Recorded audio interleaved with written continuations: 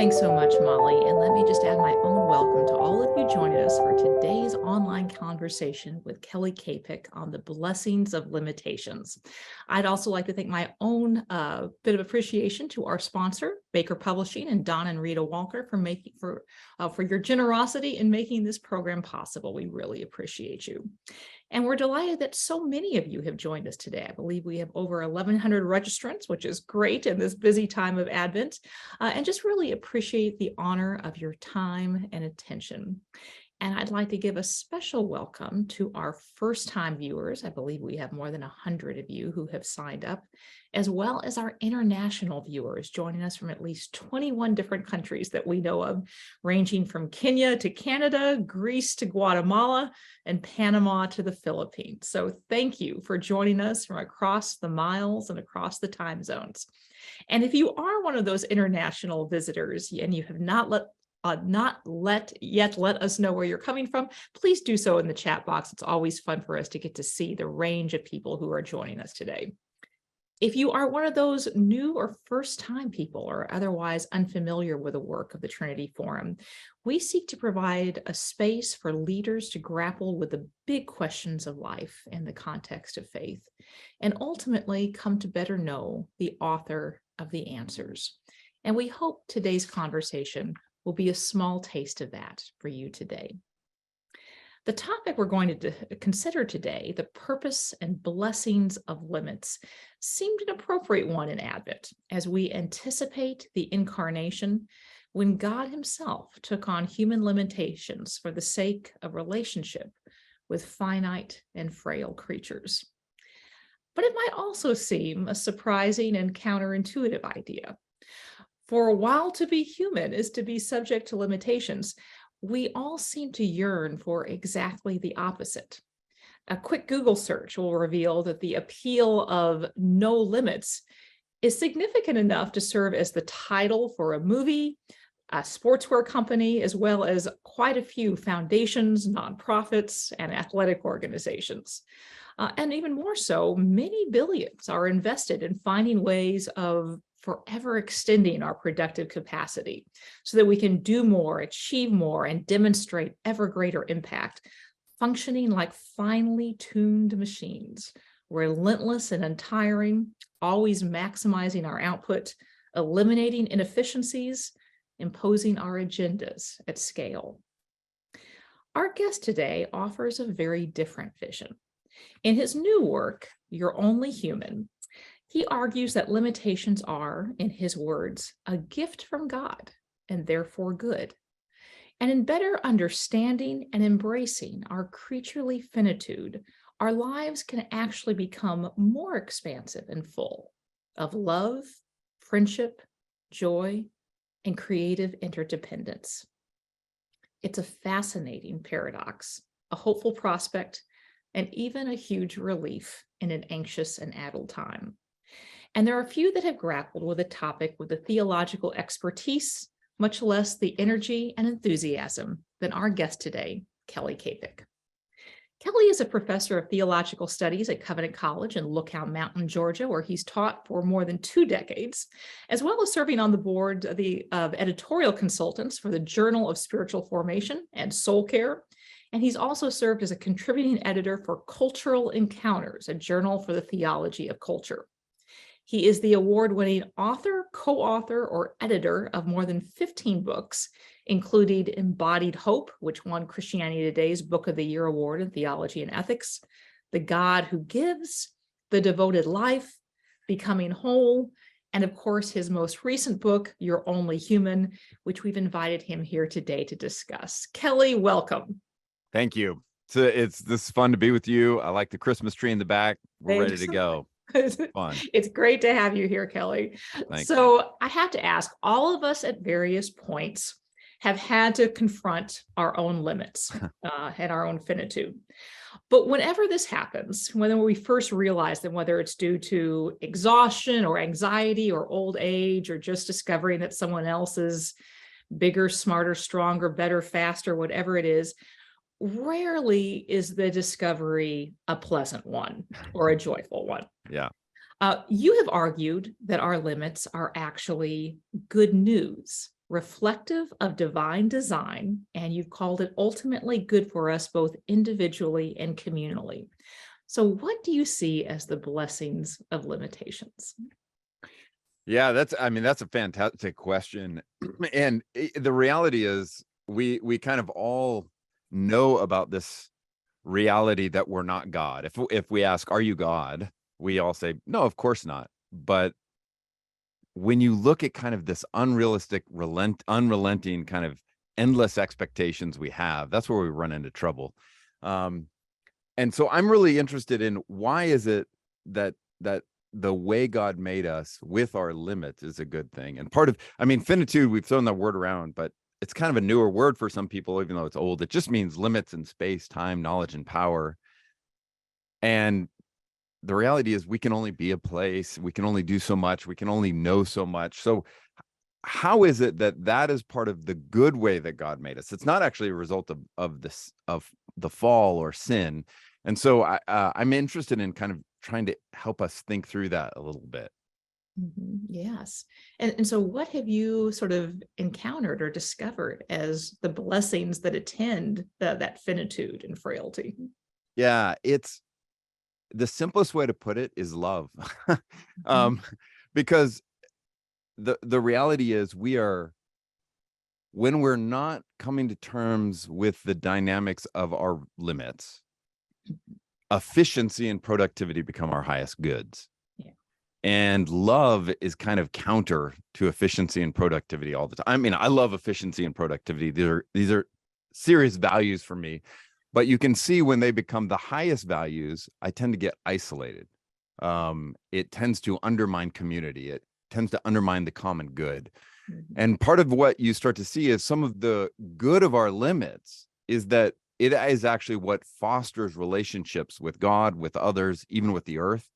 And that kind of healthy interdependence, not with God, but healthy dependence with all these other realities, God, neighbor, and earth, that's actually the stuff of life. That's actually where the good stuff is. And so our limits are not a bad thing. They're what cultivate these relationships.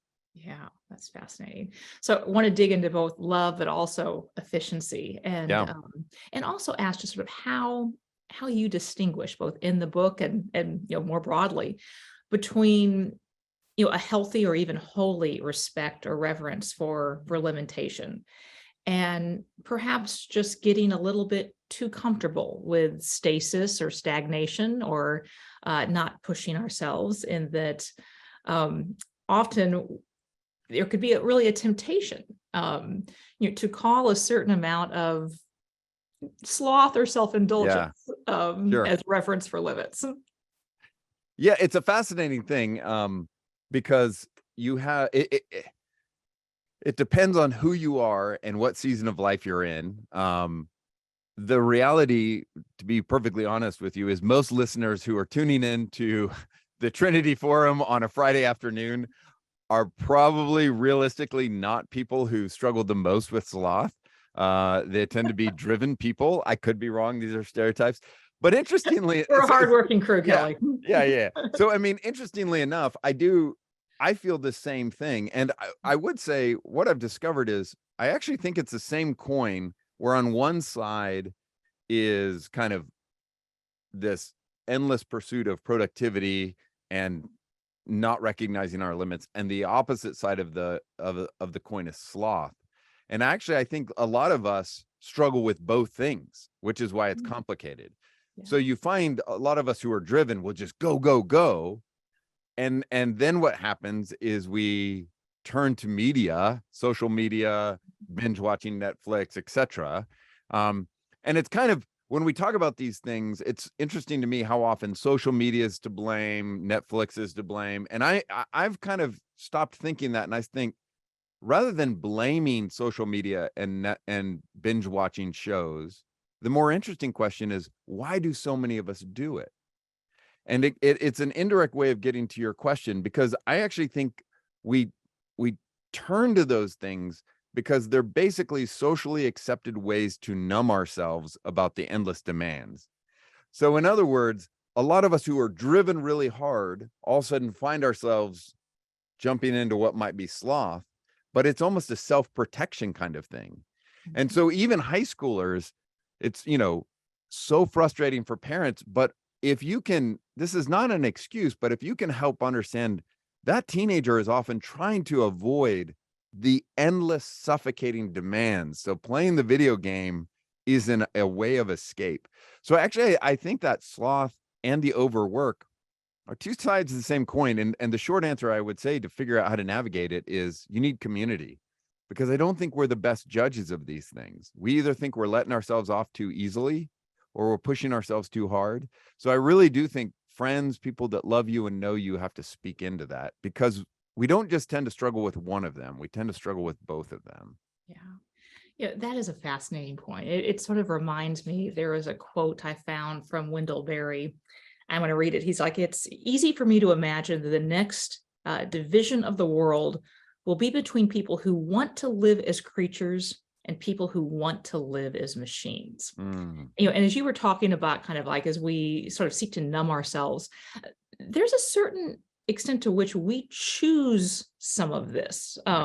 We choose both to take on the extraordinary burdens, but then also numb out with social media, as opposed to just say, go to bed. Yeah. There's an appeal to some of this. And as a theologian, sort of curious, why do we long to live as machines? Yeah. Well, it is fascinating. Obviously, that's such a great but extended kind of question. And there's all kinds of this historical and theological things. I mean, part of it is when people are more connected to the land and to physical labor, some of these realities just come a little bit easier. But when kind of what we compare ourselves to is not a horse, but an iPhone just needs to be plugged in for half an hour. It can go a lot longer, right? It's just kind of endless. So I do think, this kind of technological, one author argues, the more interconnected we've become, the more life feels accelerated. Mm-hmm. And so there is this kind of, everything feels faster. There's some fascinating studies in terms of, we all, by and large, a lot of us think we're working more than people worked 30, 40, 50 years ago. But what's interesting is there's some recent studies that have actually showed that's probably not true. When you actually have people do the best way of keeping track, it's not true. But the difference is we're never done with work. It's kind of always with us. And so what happens is now we create all these escapes throughout the day. But that means you could be at the soccer game with your kid and your phone's buzzing and you have work. So you're never done, even if you're not actually necessarily working more. It just gets spread out. So that's an example of some of the challenge there. Yeah. It was interesting reading your book. I mean, your background is as a theologian, but you included quite a fairly extensive history on clocks, which I wasn't necessarily expecting in your work. And, often our instinct is like, we must have a time management problem. Right. Yeah. We're numbing ourselves with social media. We're clocking out. We're getting distracted, whatever it is. You've actually argued, though, that the problem is not a time management problem. You've claimed it's a theological problem. What's the theological problem behind our inability to manage our time well? Yeah, that's great. It is this kind of relationship to time. When you think about, all these words we use when we greet people, like, how you doing? I'll say, well, I'm just so busy. But think about the language we use, like, I'm buried, I'm crushed, I'm overwhelmed, I'm stretched. All of those, it's actually physical. So many of those are physical. And so there's this interesting discussion about our relationship to time and to the clock. That's kind of growing. And I didn't plan on researching clocks, as you mentioned, and it just became super interesting to kind of spend full time for 6 weeks or so, just diving into the history of clocks, because our relationship to the clock, and the clock as a later invention, does kind of affect things. It starts to where, I mean, you always had clocks, you had like sundials, those kind of things. But all of a sudden, when you move from hour hands to, days to hour, minutes and seconds, and now we carry it on our bodies. There is this sense of ever pushing more and more to get more done, because we tend to think of clocks now as about something. Even think about the term managing time. Like, what in the world is that? That's a crazy idea. Where did we start to think about that? Time is just this reality. That's a larger conversation, but time is something that happens. And so one of the questions is, how do we relate to time? And a lot of the scholarship will tell you there's what they will call a difference between contextual and non-contextual view of time. And let me just mention it real fast, because those of us in the West live in a kind of this non-contextual view of time. What that means is, tonight, it could be Friday night, and you could go into your kitchen, it can be 11 o'clock at night, and you open up your laptop, you turn on the lights are on, your laptop's buzzing at you, and you see emails and you think, I have an hour of work to do, so I'm going to do it. That's non-contextual because it's not taking into account your body chemistry, your blood sugar levels. It's not taking into account there may be a baby crying in the next room. It's not taking into account, it's dark outside. Whereas for most of the history of the world, and for much of the world to this day, they live in what we call contextual time. So when it's dark, that affects our body chemistry. It's time to, and I just think it's a fascinating thing where stuff like the wonderful blessing of electricity has changed our expectations about how much should get done and changed our relationship to time. So we do have, and the last thing I would just say on this is, innovation, as wonderful as it is, part of what they've shown again and again, whether it's a vacuum or a washing machine, is all of these quote unquote time-saving devices, all that happens fairly quickly is increased expectations. And so we end up, that's why after we get these things, the iPhone was going to save us time, and now we feel busier. The washing, it's just one of those things. And I love the innovations, but we have to understand there's a bit of a cost there. Yeah. One thing I was curious about in reading your book, one of the things we do at the Trinity Forum is we try to provide space for leaders to grapple with the big questions of life in the context of faith. And most significant professional accomplishments are actually built around exceeding limits in some way.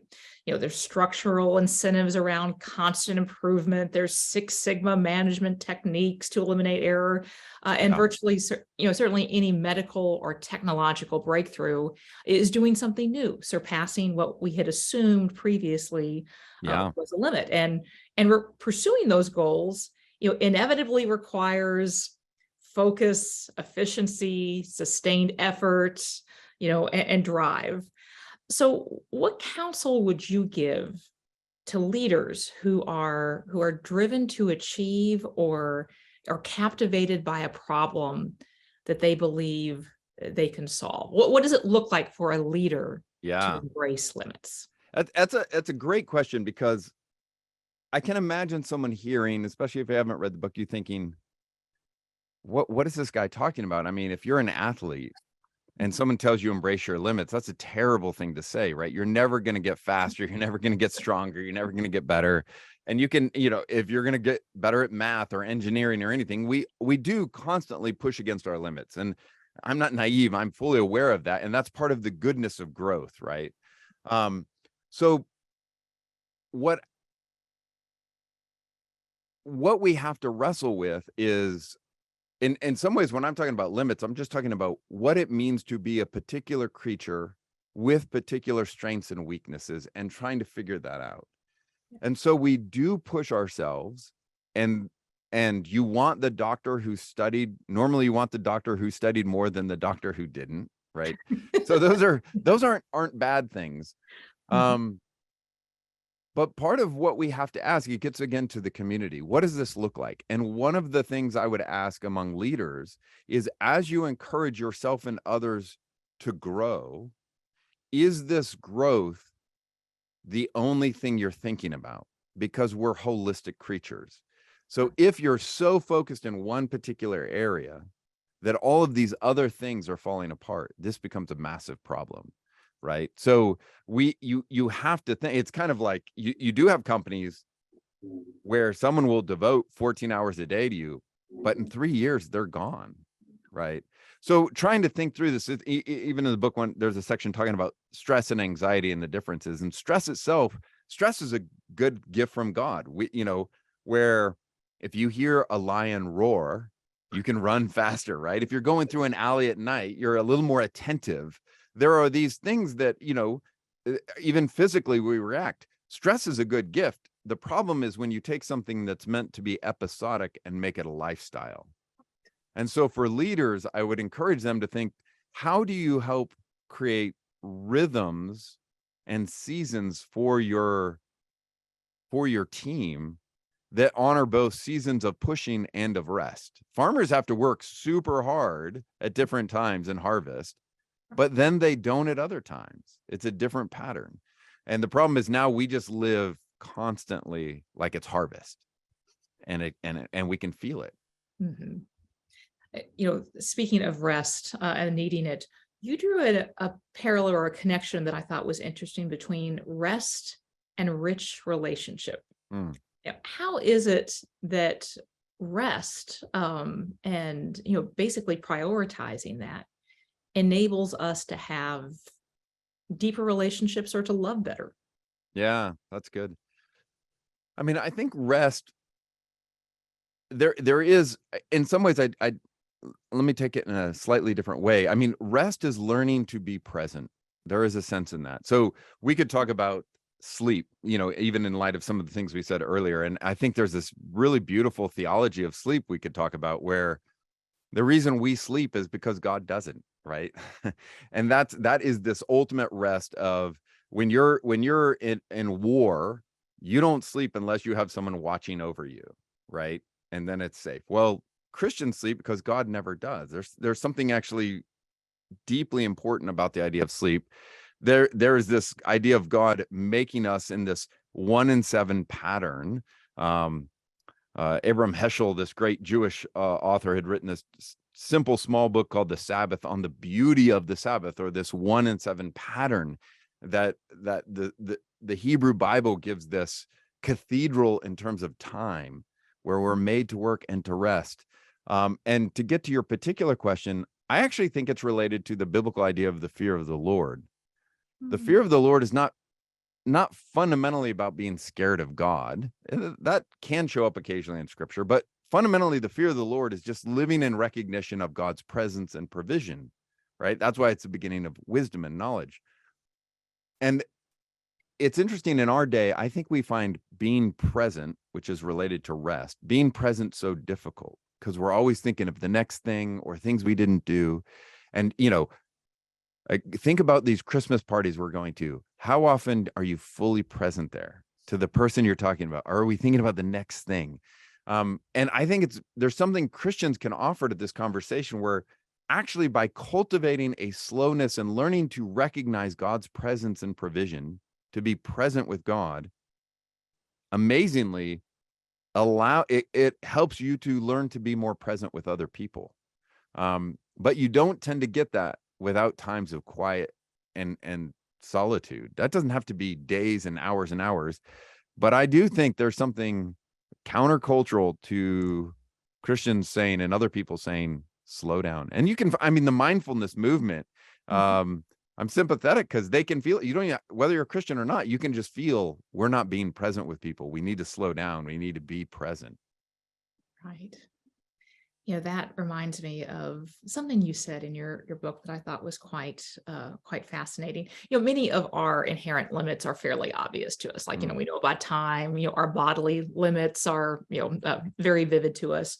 But one of the limitations that you talked about is that of our own self-knowledge, which I thought was quite interesting. And that you've argued that paradoxically, knowledge of our own identity, or kind of even or a gestation of it, like living into our gifts, growth, is often something that we cannot do entirely for ourselves, that we know ourselves better in community.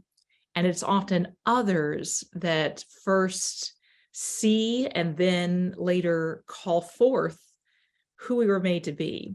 And I'd love for you to talk about this a little bit Yeah. more and how, how our own limitations and finitude actually can be related to our own growth and flourishing and identity.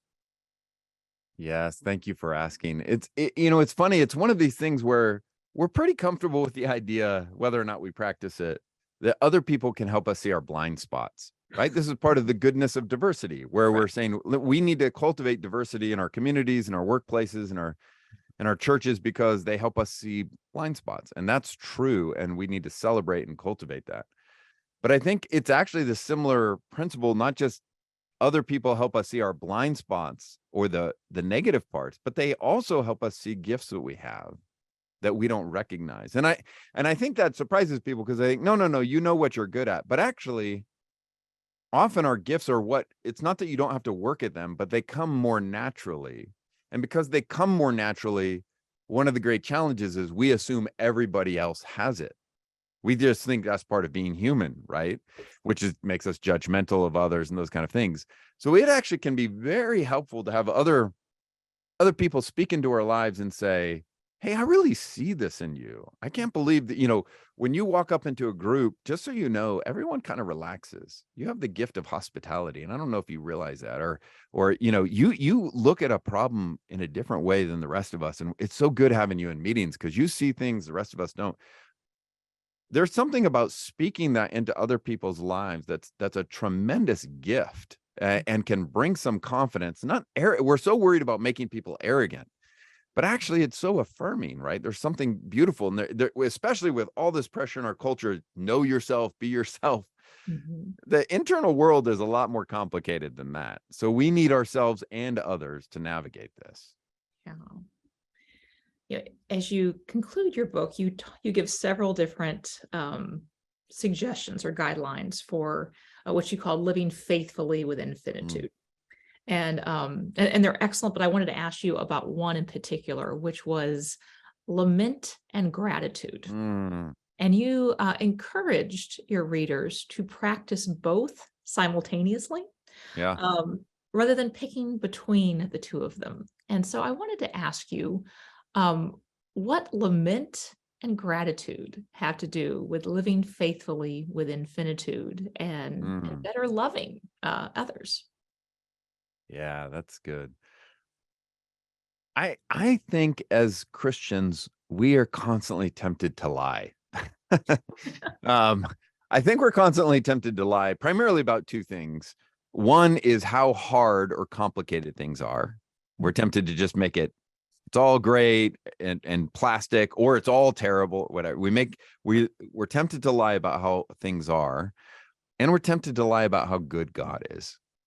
Um, and part of being a creature, part of being finite, is recognizing these limits of knowledge and all of this kind of stuff.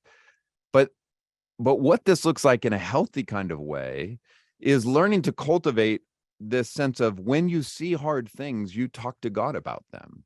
You lament them, because it is hard, and or bad. Sometimes it's just wrong. It's injustice. And you need to lament it and not act just because God is sovereign that what you're seeing is a good thing. But at the same time, cultivating this sense of gratitude for God's provision and his kindness. And you probably know in psychology, in the positive psych movement, that, where they've responded historically to psychology was good for showing things that are bad, but not that are good. Mhm.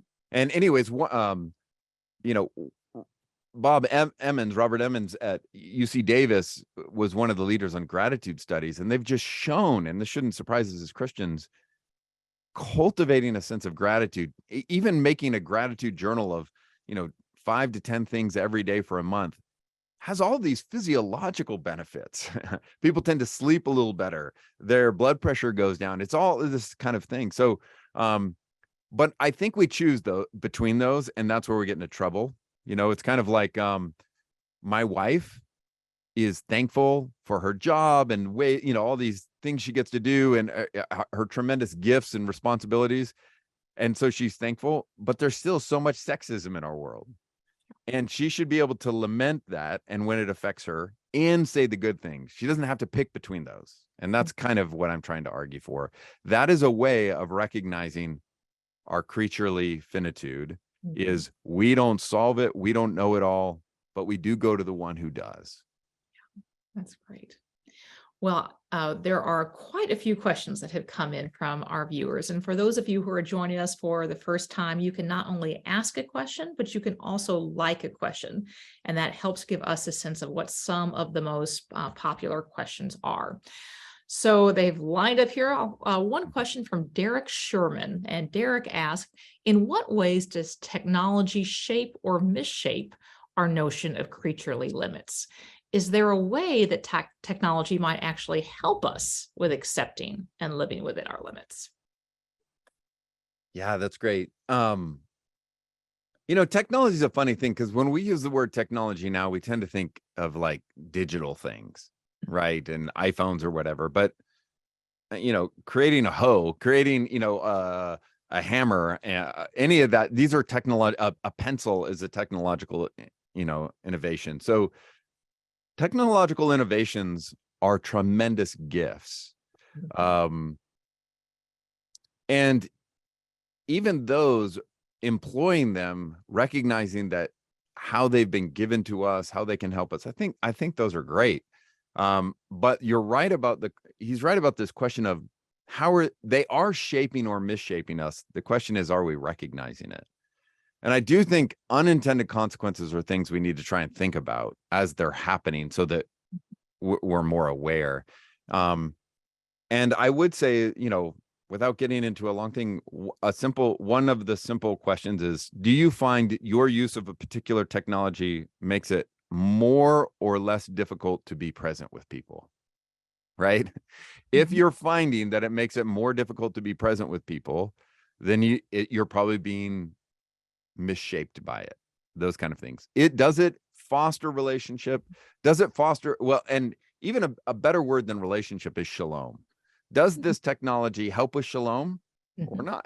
And sometimes the same technology for some people can be beneficial and others a negative. And I think we need to acknowledge that. I think simple black-white answers are often not very helpful. So what is an individual in a community? How does this technology affect them? And is it fostering shalom or undermining it, is the way I'd put it.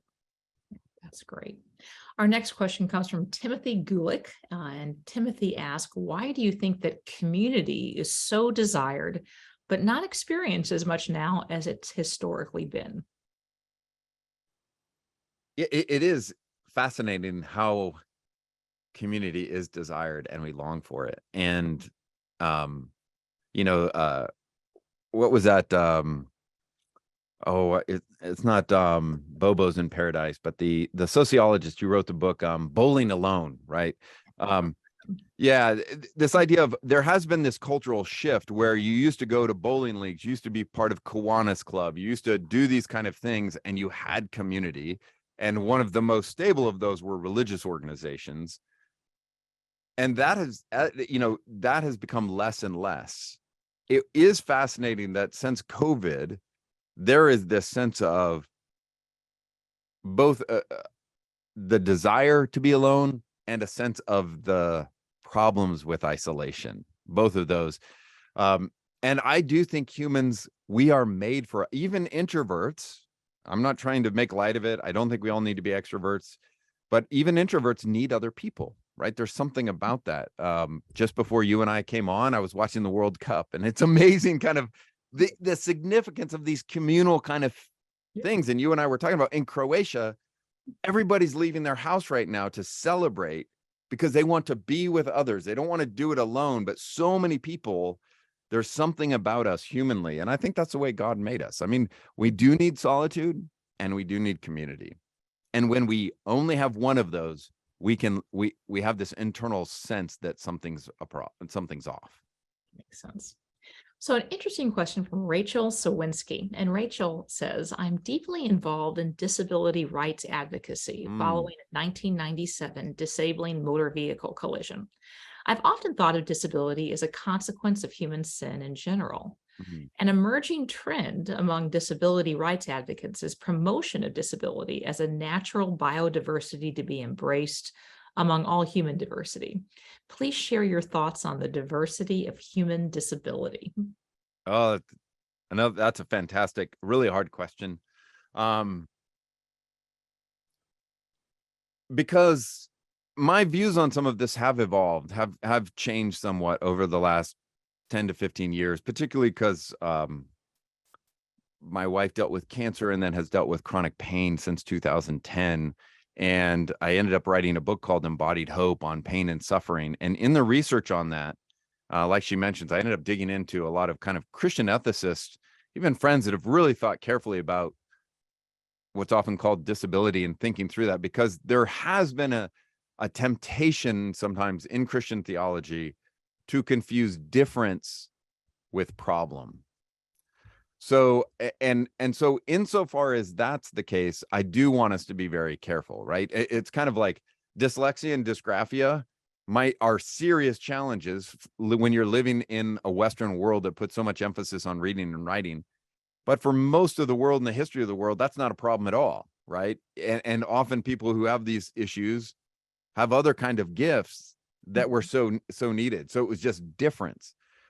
So the one thing I would say is I do think it's difficult to navigate that, and I want to be careful about confusing difference with a problem. But I would say Jesus really does come and bring physical healing. He brings sight to the blind, right? The lame walk, the deaf speak. So you get this healing, and this promise of God in the end is that there will be no tears, no pain, and no suffering. So the one thing I'm very certain of is whatever that difference looks like, if it involves pain, tears, suffering, that will be made right. And that does tend to therefore point to aspects of the fall, even if it's not like sin related, like this happened because of this. It's just we live in a broken world. Yeah. So a question from Chuck Olson, who asked, not only does electricity, et cetera, change our concept of time each day, it also changes our perceptions of the seasons. Should we be trying to live differently during cold, short days like now, rather than during warm, long days? Is there a human cost to denying the seasons? Oh, I love it. Yes. I mean, I don't know how we do it, right? But I absolutely do think that it's fascinating to recognize these things. I mean, one example I use sometimes is people. Think about it. Depends on clearly where you live, how long the day the sun is out during the day, and how long it isn't, and it changes during seasons. But sometimes I think about, reading these books of old saints, and you'll hear about this saint who got up at 4:30 in the morning to pray every morning, and it could be very godly, but it also could be because they went to bed at 8 at night, right? Yeah. And so when you're thinking in a Western mindset, you were up till 11 because you had all this electricity and then you went to bed, but you should get up if you're really godly at 4:30. This is apples and oranges, right? Because at 4:30, sometimes it's actually getting light some places, and when you don't have electricity. So I do think there is something about getting some connection to the earth. And for me, that has started to look more and more like simple things, like even going for longer walks outside. I used to work out inside, and just some connection to being outside and the different seasons has been really helpful to me. So I like the question. I'd love to hear what the person had to say in terms of suggestions, because I do think, part of you have a Christmas tree. That's part of why we do these things for different seasons, to recognize that. The problem is with consumerism now, we're making everything a season to drive consumption. And so you never get the down part. You only get the up part. So Tammy Peterson asks, I am fascinated to hear more about how to disciple young people in finitude and growth. Your comments about exceeding limits is the air they breathe in education, athletics, and the arts. Is there a vocational discussion we can have about the rhythms and seasons of childhood and adolescence? Oh, yes. Yeah. And, in the first chapter, one of the big illustrations is just, I didn't plan on doing research on high schools, and, but it's amazing, and when I go and speak to high schools now, you talk to these kids and they are starting, 7:30, they're leaving the home or earlier. They finish at 3:30, they change, they do an extracurricular till 6 or 7, they rush home, quick food, and then they're basically shower and homework till 11 or so. interspersed with other activities, church things, other things, and distractions, but they never stop. And basically, we're catechizing them. That's what's happening. Yeah. And we're baptizing it in Christian circles as this is a good work ethic. So actually what happens is by the time you finish college, if you're not running hard until about 10:30 at night, you're slothful. So I do think we need to think about it. And I hear legitimate stories. I was talking to someone not long ago who lives near UVA and just said they have a little girl, and they said it literally in first grade, there's pressure to get them into the right school. So I do think there are these very important conversations. I'm an academic, I have a PhD, I really care about education, but we've got to remember education's not the highest goal. So yes, there's all kinds of conversations that need to be had. But what I will tell you, what school administrators tell me is the people who put the most pressure on schools and students to do more homework, if there's not enough, is the parents. So it's a complicated conversation, and it's worth asking, what do we actually think the good life looks like? And what do we communicating to our children, either intentionally or unintentionally, what the good life is? Because I think it's actually often very different than what we think we are communicating. That sense of never being done that you mentioned is something that our next questioner picked up on. Susan Fertig Dykes asked, computers mean that there's no finish to anything. We have the ability to endlessly edit. What has all this done to our expectations of perfect and final? Yeah. I love how the question ends, because it's not where I thought. I do think it has this, it challenges our expectations again, but I like the word perfect. One of the chapters in the book, where it's, about God, why doesn't God just instantly change me? And the way I wanted to start the chapter, but didn't have the guts, was to say that God didn't make a perfect world. He made a good world. Now, I actually believe that. I think theologically and biblically that's true, but you would have to explain it to people so they don't panic. But the reason I mention that here is what we mean by that biblically is the word perfect biblically means full or complete. And God creates a good world, but that world always, even before there's sin, is going somewhere.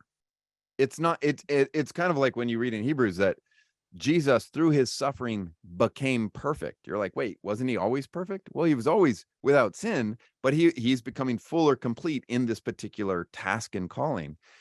And so all of that, I do think we struggle to understand process and development and time. And so it does make it difficult to ever say, that's good, even if it's not final or something like that. So I don't know if that's, as an author, this stuff haunts me, because you can, how it is. They're like, nothing's ever done. I love mowing my lawn because it's something I'm like, oh, I finished. So, this is a job specific kind of thing, but. Yes. So a question from Perry Huseman, and Perry asked, Geneva, Switzerland is the watch capital of the world. It isn't by coincidence that this happened to be the center of Calvinism, with its emphasis on being responsible for time as a gift of God, thus the development of the individual watch. Yeah. Isn't there also the aspect of responsibility before God for the gift of time? Yeah, time. I mean, oh man, I love that kind of example. So there's debate even with Weber's thesis about, the Calvinists who think that their productivity earns them favor with God, and so they have this endless work ethic, and there's real debate about how well historically he's representing things. But clearly in the Calvinist Reformed tradition, one's use of their time matters, right? But it is also an example of where we've gotten to, I think, does contribute to a misunderstanding of Scripture. So think, for example, when we hear the biblical text redeeming the time, I think we tend to all think that's about time management.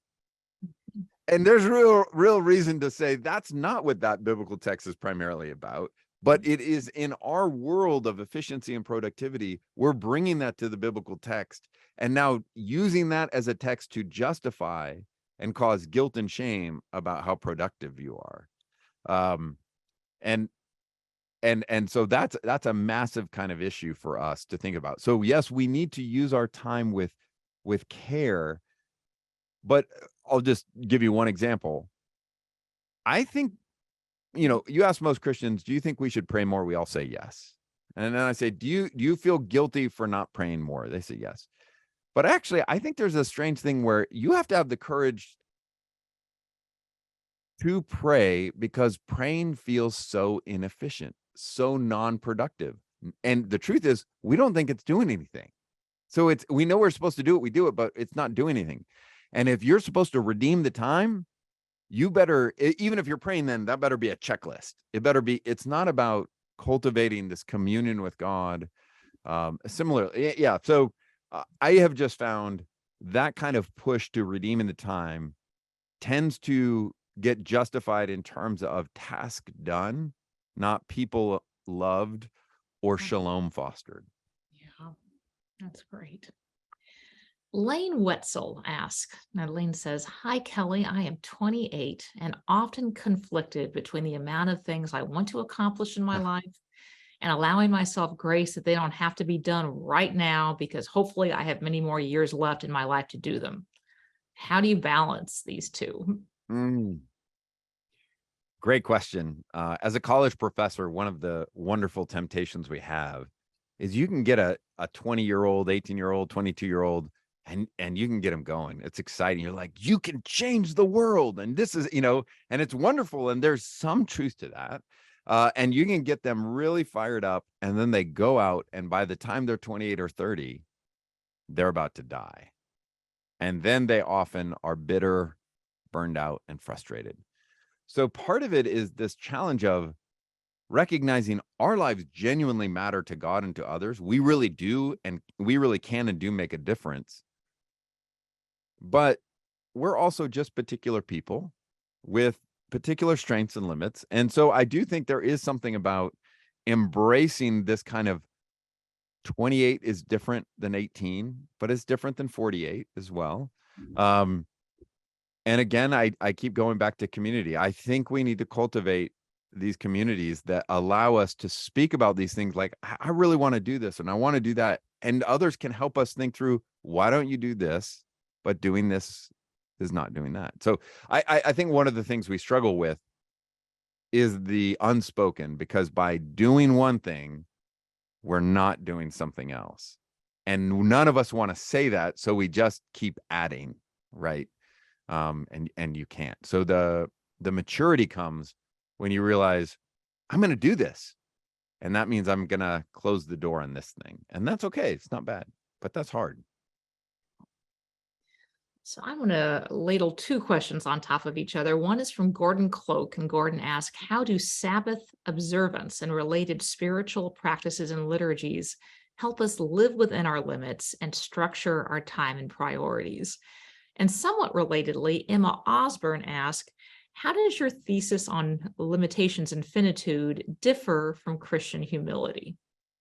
Yeah. Well, let's do the first and then talk a little bit about humility. The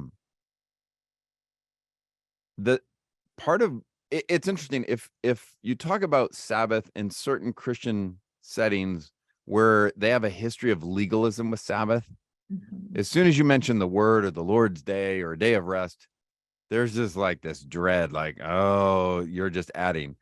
But it's interesting when you talk in other Christian traditions who aren't familiar, and you just tell some Christians, especially in the Western world, like, do you know that God kind of made us with this rhythm of 1 and 7, and one day a week, you don't need to work. You go worship with God's people, you take a nap, you enjoy feast, enjoy God's creation. And honestly, it's a lot like, no, that's too good to be true, right? And people think I'm joking, but as a college professor at a Christian school, you ask a lot of students, they feel guilty if they're not studying on Sunday. They don't actually, this invitation of genuine like 1 and 7 rhythm is important to our humanity, is I think key. The question about humility, is, there's a whole chapter on humility, because humility for me became really important. And so what I would just, the short version is, I think as Christians, we have often based the idea of humility the reason we should be humble, we often think, is because we're sinners. And I think we're sinners, and that can contribute to our humility. But I think when you build the idea of humility on the problem of sin, it distorts the whole thing and screws it up. So actually, Adam and Eve before the fall are meant to be humble. And by that, what we mean is they're meant to depend on God, to depend on their neighbor, to depend on the earth. That dependence is humility. And that's a good part of creation. So if you embrace that view of humility as part of our creaturely finitude, then actually, rather than saying, when Christians say, I want to grow in humility, what tends to get communicated is, well, focus on what a bad sinner you are. Well, that can lead to all kinds of, self-hatred. And, I think we need to be sober about our sin and acknowledge it and repent of it. But another way you can cultivate humility is actually by learning to celebrate other people, by not viewing everyone as a threat or as a competition, actually looking for their good and celebrating what God is doing.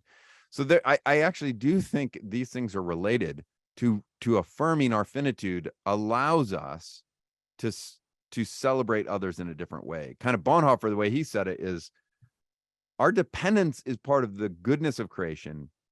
What sin does is distort those dependencies, twist them. And so now we view each other as someone you need to dominate or to ignore. So Christian humility is the pushing back against that and celebrating and honoring others. Mhm. That's great. So a question from Emily Ahern, and Emily asks, how can we embody this posture positively in ways to change the culture at large? So much of this is against the grain, especially the idea that knowing the self is only best accomplished in community. What are some ways we can convince secular people? It's a great question. And the hard part of the question is, if we're trying to convince kind of a big group, it tends to go badly. It tends to undermine the very thing we're trying to do, right? It's interesting. And I like how you put it. So Alexander Schwemin was an Eastern Orthodox theologian. He has this book where he talks about secularism. And he talked about this decades ago, but part of what I found interesting about his definition of secularism was that actually what secularism is the absence of worship, and the absence of worship of God. And he goes on to basically argue Christians can be secular in this way, because secular in this sense is living by ignoring God's presence throughout the world, that kind of thing.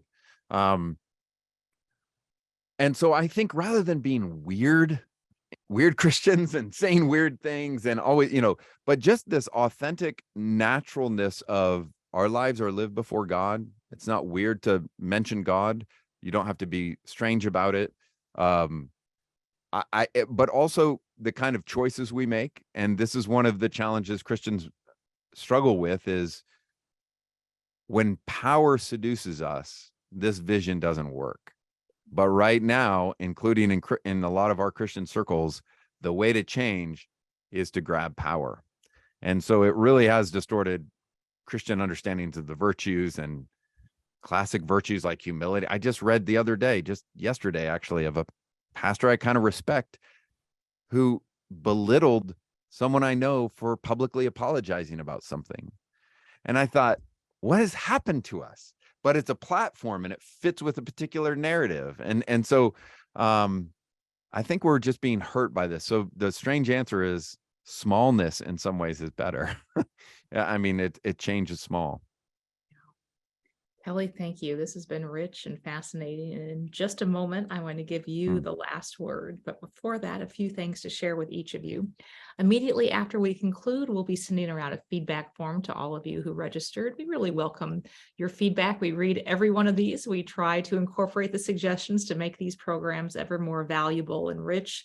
And as a small token of our appreciation for your thoughts and opinions, we will give you a code for a free Trinity Forum reading download of your choice. There's quite a few titles that I think pick up on this theme and allow one to go even more deeply into it, including Aldous Huxley's Brave New World, Annie Dillard's Pilgrim at Tinker Creek, Madeline Lingle's Bright Evening Star. I think Bonhoeffer was mentioned earlier by Kelly. Our brand new reading is Who Stands Fast by Dietrich Bonhoeffer. So we encourage you to fill out that form, and just thank you in advance for your input. Also, we will be sending around tomorrow an email with a link to the video of today's online conversation, as well as a list of additional readings and resources if you want to go deeper on the topic. Want you to be alert to that, and also would love for you to share that video with others and start a conversation about the conversation we've had here. Finally, I would love to extend an invitation to all of you joining us to join the Trinity Forum Society, which is the community of people who wish to further the mission of the Trinity Forum to cultivate, curate, and promote the best of Christian thought leadership for the common good. There are quite a few benefits involved in being a member of the Trinity Forum Society, including a subscription to our quarterly readings, access to other programs like the one today, and as well as our daily What We're Reading list of curated reading recommendations. And as a special incentive to all of you watching, with your membership or gift of $100 or more, we will send you a signed copy of Kelly's book, You're Only Human. So encourage you to avail yourself of that opportunity. A few things coming up just to let you know about. At the same time next week, we'll be talking with Hannah Anderson on her new book, Heaven and Nature Sing, on renewing the joy of Advent. And we've also launched a new Advent podcast series where you can hear from folks like Kurt Thompson on hope and healing in hard times, Jamie Smith on inhabiting time, Andrew Peterson on incarnation, and many others. So I hope that you will avail yourself of that as well. Finally, as promised, Kelly, the last word is yours. Thank you. This has been a delight to be with you all. So thanks for taking the time. Yeah, I think the last word I'd like to encourage us with is a simple reminder that the goal of the Christian life is not to be superhuman. The goal of the Christian life is just to be truly human.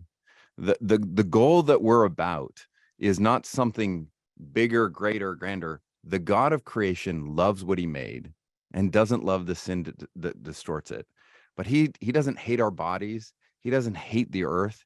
The goal of the Christian life is that we might become truly and fully human, lovers of God, lovers of neighbor, and lovers of the earth. And so I think it's actually, in our day, discipleship needs to be framed in terms of this vision of being truly humane in an inhumane world. So I hope that's worth thinking about.